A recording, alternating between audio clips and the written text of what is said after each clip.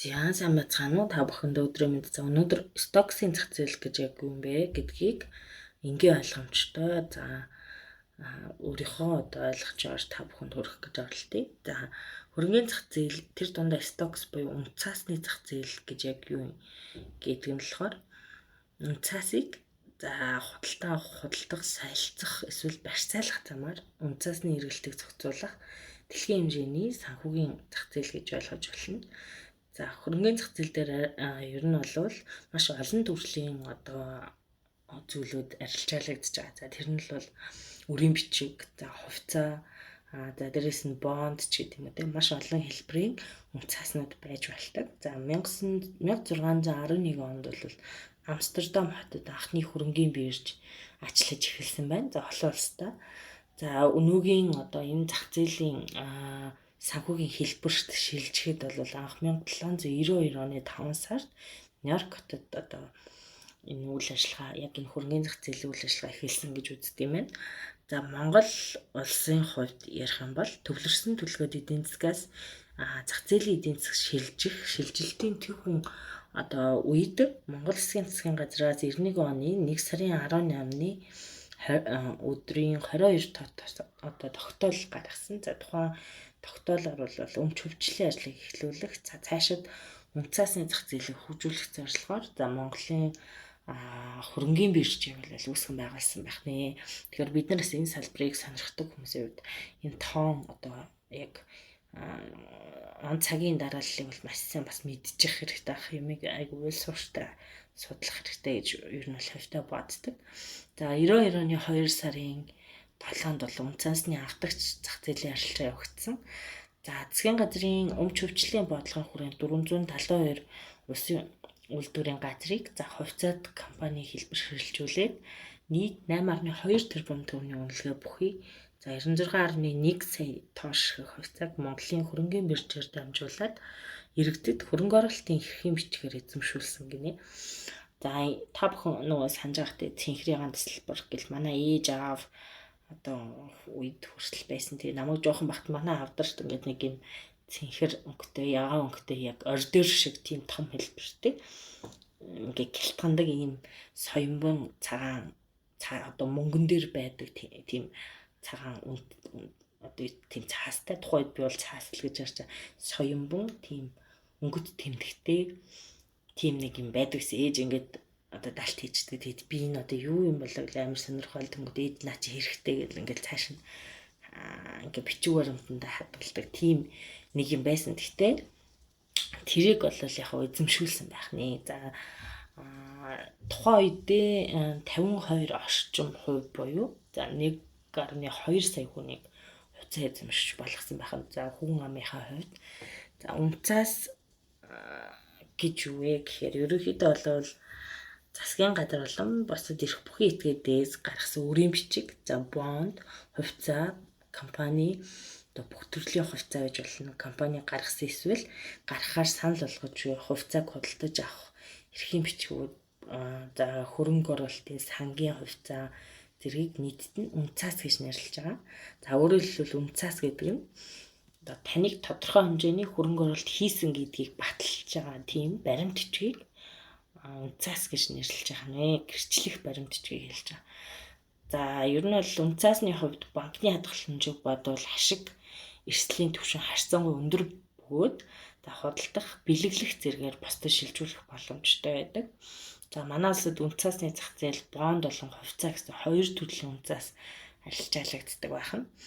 За би одоо бол та бүхэндээ түүхтэй холбоотой саяны хэдэн мэдээлэл хүргэсэн бол яг одоо цаашдаа та бүхэн энэ стоксын зах зээл буюу үнэ цаасны хувьцаа хөрөнгө оруулалтын зах зээлд хөрөнгө оруулахдаа яах ёстой юм бэ гэдгийг хүргэхээр бэлтгэсэн. За энэ бол ерөөхдөө урт хугацааны тогтмол хөрөнгө оруулалтын тухай ярьж байгаа гэдгийг та бүхэн бас ойлгоорой. За урт хугацааны хөрөнгө оруулалтын зорилгоо тодорхойлох хэрэгтэй. За ер нь бол би зүгээр өөрийнхөө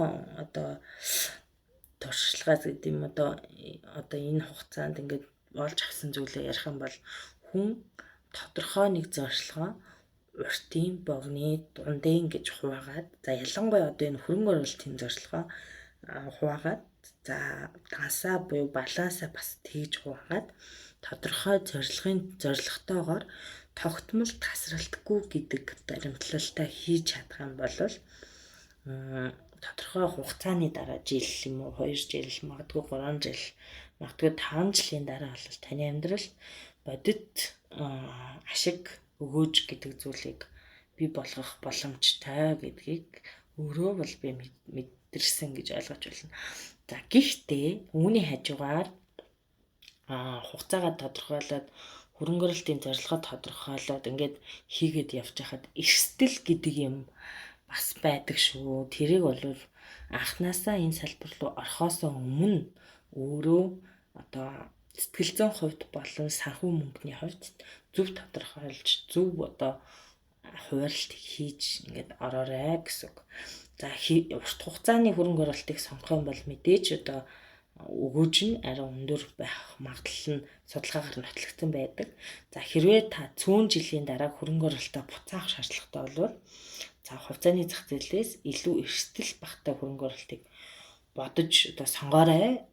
Тэгэхгүй бол одоо зарим юу гэдэг төслийн хувьд бол юу гэдэг доотлол нэг 5 жил хувьцааны бонд ч юм уу ямар нэг юмд хөрөнгө оруулахад 5 жил шаардлагатай гэдэг юм урт хугацаанд өгөөж өгөх одоо бүтээгдэхүүнийг сонгоцсон мөртлөө тэрнээс нэг 2 3 жил болоод мөнгө хэрэгтэй болоод авчи гэд ингээд байвал яг уу гэхээр нөгөө бодит мөнгөний өсөлт чинь танд ирээгүй байх магадлал нь өндөр байдаг гэдгийг ойлгох хэрэгтэй гэсэн үг. За дараагийн нэг зүйл нь таны багцын өсөлт харилцан уялдаа холбоо бүхий 3 хүчин зүйлээс хамаардаг гэдгийг санах хэрэгтэй байна. За энэ юу гэсэн үг юм бэ гэхээр нэгдүгээрт бид нар хөрөнгө оруулалт хийхдээ багц үүсгэж байгаа. Ганцхан би өмнөх бүх бичлэгүүдээрээ ер нь бол халцуу хэлдэг тийм ээ. Ганцхан төрлийн одоо зүйлд бүх мөнгөө битгий зөвхөн нэг биткойн эсвэл зөвхөн нэг этерем эсвэл зөвхөн одоо ганцхан төрлийн хувьцаа ч юм уу ямар нэгэн байдал ганцхан юмд бити одоо бүх мөнгөө хийгэрэй гэж хэлдэг. За тэгэхээр түүнтэй холбоотой багцын өсөлт гэдэг зүйлийг дараах 3 одоо хүчин зүйлээс хамаарна гэдгийг анхаарах хэрэгтэй байна. Нэгдүгээрт нь таны оруулсан анхны хөрөнгө. За мэдээж анхны хөрөнгөө одоо өндөр байх тусмаа мэдээж одоо өгөөж нь бас өндөр. За юу гэдэг хөрөнгө оруулалтын хугацаа нь ямар байх вэ гэдгээс энэ 3 зүйлээс яг бүх зүйл шалтгаалдаг байх. Анхны хөрөнгө, хөрөнгө оруулалтын жилийн өгөөж, хөрөнгө оруулалтын хугацаа гэдэг зүйл. За аль болох болж өгөх юм бол эрт болон аль их хэмжээний хөрөнгө оруулалтыг эрсдлийн одоо менежменттэй баримтлаад хамгийн өндөр өгөөж бүхий одоо хөрөнгөнд сайн судалгаатайгаар байршуулах арга замыг сонгох хэрэгтэй шүү. За дараагийнх нь эрсдлийн хандлага тодорхойлох хэрэгтэй. Энэ бол бүр ганцхан криптод ч биш, стокс ч биш, одоо форекст ч биш. Ер нь бол санхүүгийн мэдлэг бүх салбар дээр тий хэрэгтэй фиат дээрч тэр крипто дээрч тэр хувьцаа хөрөнгө оруулалт бонд ч тэр ер нь мөнгөний хандлага гэдэг зүйл дээр 100% эрсдэл гэдэг зүйл ер нь байнга дагаж өгдөг байх гэж би боддог. За эрсдлийн хандлага гэдэг нь ер нь хувь хүн өөрийнх нь одоо генетик буюу тэг өөрийнх нь суур одоо юунд байдаг болвол за эд баялаг зэргээс эрэг хамааралтай гэдгийг бол маш сайн бодох хэрэгтэй гэсэн. За ер нь бол би анх ингээд эрсдэл гэдэг үгийг бараг л одоо намайг анх энэ салбарыг судлаад дөнгөж нэг авч зарах одоо шилжүүлэх интересттэй bod хийж сурж байхад подкаст сонсох болгонд л эрсдэл гэж хүн болгон ярьдаг байсан. За тухайн үед ингээд ярьж байхад яг юу гэсэн үг юм болоо гэж бодоод тэгээд ингээд даас эзэмшээ зарим нь авч зараа зарим нь урт хугацаанд стейк хийгээд зарим нь хадгалаад ч юм уу ингээд нэг жил 2 жил 3 жил 4 жил за магадгүй одоо 5 жил ингээд явангуут яаж юм гэхээр эрсдлээ зөв тодорхойлсон тэр тусмаа эрсдлийн хандлагыг зөв бий болгож чадсан хүн сэтгэл амар урт хугацаанд тогтвортой тууштай байдлаар үргэлжлүүлж чаддаг гэсэн. Тэр нь юу гэсэн юм бэ гэхээр яагаад трейдерүүд алдаж чадах хэмжээндээ л мөнгөө одоо хийгэрээ гэж байнга ярьдаг вэ гэхээр угаасаа л энэ $100 магадгүй энэ $1000 би алдсан ч гэсэн дахиад надад санхүүгийн одоо хандлага биш их усвэр тийм үү байгаа. Би амьдралаа одоо өрн таран хийх хэмжээний мөнгийг ийш нь оруулаагүй ахид надад санхүүгийн чадамж одоо их усвэр байгаа гэд ботцохоор тэртээ тэргүй тасралтгүй байх, тууштай байх, сэтгэл хөдлөлөө барих гэдэг бүх юм чи яад юм гэхээр хандлага зөв тодорхойлсны дараа айжмаараа суугаад ирдэг гэсэн. Хэрвээ танд тэр анх оруулж байгаа $1000 чинь маш чухал одоо өнөө маргаашгүй амьдралд дутагдахаар тийм хэмжээний их мөнгө эсвэл тийм хэмжээний хэрэгцээтэй байх юм бол хизээч та урт хугацаанд тасралтгүй хөрөнгө оруулалт хийж чадахгүй гэсэн. Асуудал гарч ирэл мөнгө хэрэг болонгууд нөгөөтгөө авчмаар юм шиг санагдаад ингээд байдаг. Тэгэхээр эрсдлийн хандлага тодорхойлох бол маш чухал. Санхүүгийн тодорхой бус байдалтай үед аналитик шийдвэрийн процессыг дагаж сэтгэл хөдлөлөө хянаж чаддаг нь хөрөнгө оруулагчийг одоо маш өгөөжтэйгээр урагшаа гарч ирэхэд тусалдаг байх. Тэгэхээр энэ дээр бол саяны миний хэлсэн хэрвээ та бүхэн ойлгохгүй байвал дахиад бас асуугаарай. За дараагийнх нь хөрөнгө оруулалтыг төрөлжүүлээ гэд мэдээж хэлээд байгаа тийм ээ. Олон нэг төрлийн сагсанд биш олон төрлийн сагсанд одоо өөрийнхөө өндгийг хуваан байршуулаарай гэд. Туршлагатай хөрөнгө оруулагчид эрсдлээ тодорхойлж тооцоолохын тулд шаардлагатай бүх судалгааг хийгээд за хувьцаа хит их төрөлжих ер нь бол хит их төрөлжих гэдгээс бол зайлс хийдэг маш бага хэмжээний биш бага төрлөөр тэгээ олон одоо хэмжээний мөнгийг байршуулах сонголтыг их хвчлэн хийдэг байна. За тэгээд яг уу энэ дээр зүгээр яг хөрөнгө оруулалтыг төрөлжүүлэхэд мэдээж ганцхан юу гэдгийг хувьцаа ч юм уу ганцхан бонд ч юм уу эсвэл ганцхан одоо крипто форекс гэхээсээ илүүтэйгээр илүү нөгөө яаж энэ крипто форекс стоксын зах зээл өөр хоорондоо яаж уялдаж байгаа вэ? Биткойн унахад алтад яаж нөлөөлж байгаа вэ? Алт унахад одоо эргээд долларт яаж нөлөөлж байгаа вэ гэдэг ийм уялдаа холбоогоо зүй тогтлыг ойлгоод эдийн засгийн суурь шинжилгээ хийж чаддаг болчих юм бол энэ төрөлжүүлэх гэдэг зүйл дээр бол тэртээ тэргүй маш сайн одоо сонголтыг хийж чадна гэсэн. За магадгүй зарим тохиолдолд яг та нэг одоо жилийн магадгүй 4 сар 5 сар надад нэг мөнгө хэрэг болдгоо гэж үзэх юм бол жилийн 4-5 сард аль хөрөнгө нь одоо өмнөх жилүүдийг ингээ харахад өсөлттэй байсан. Тэгээ тэр хэмжээгээрээ өөрийнхөө балансын нийт хувийн тодорхой бас илүү төвшөнд одоо тэр тухайн сарда хэрэг болох зүмгөө байршуулдаг ч юм уу. Иймэрхүү байдлаар хөрөнгө оруулалтыг хийж болдог. Гэхдээ нөгөө эрсдэл бас дахин эрсдэл гэдэг имийг аягүй сайн санах хэрэгтэй. Хайсан ч харамсахгүй мөнгө гэдгийг тондоо шингэх хэрэгтэй. За дараа нь сэтгэл хөдлөлөө хянах гэдэг зүйл маш чухал. За ер нь бол хөрөнгөний биржээс ашиг гэдэг зүйлийг олоход хамгийн том шаад болдог зүйл бол сэтгэл хөдлөлөө хянах гэсэн үг. За тэгээд логик шийдвэр гаргах чадваргүй байх явдал гэсэн. Тэр нь юу гэхээр нөгөө тоо индексүүдийнхаа учрыг олж чадахгүй байх, нөлөөллийн хувийг тооцож чадахгүй байх, эрсдлийн менежментийг хэрэгжүүлж чадахгүй байх. Одоо үүдийн нэгэнт өсөөд эхэлсэн байгаа candle хослол дээр хөөж сэтгэл хөдлөлөөр хандаж худалдаа авалт хийх. За эргээд унахгүй юм шигээр одоо яаран сандрах тийм үү. Эсвэл одоо нэгэнт өндөр дээр худалдаа авалт хийчээд бүр шалтай наалдаад хог болох гэж байгаа юм шигээр яарч алдагдлаа хүлээж гарах ч гэдэм үү. Иймэрхүү байдлаар сэтгэл хөдлөлийн тогтворгүй зүйл болвол өөрөө яг ашиг олох, өгөөж хүртэх гэдэг энэ одоо боломжуудыг маш их багасгаж идэг гэсэн. За тэгэхээр бидний хувьд бол энийг маш сайн тооцоолох хэрэгтэй. Мэдээж энийг сэтгэл хөдлөлөө хянаж сурахын тулд менежмент хийж сурах хэрэгтэй. За тэгээд менежментийнхаа дагуу эсвэл магадгүй дүрмийнхаа дагуу мөнгөний одоо дүрмийнхаа дагуу магадгүй өөрийнхөө хөрөнгө оруулалтын дүрмийнхаа дагуу арилжааныхаа дүрмийн дагуу өөрийнхөө төлөвлөгөө шинжилгээнийхаа дагуу алхмуудыг хийж чаддаг байх хэрэгтэй гэсэн үг.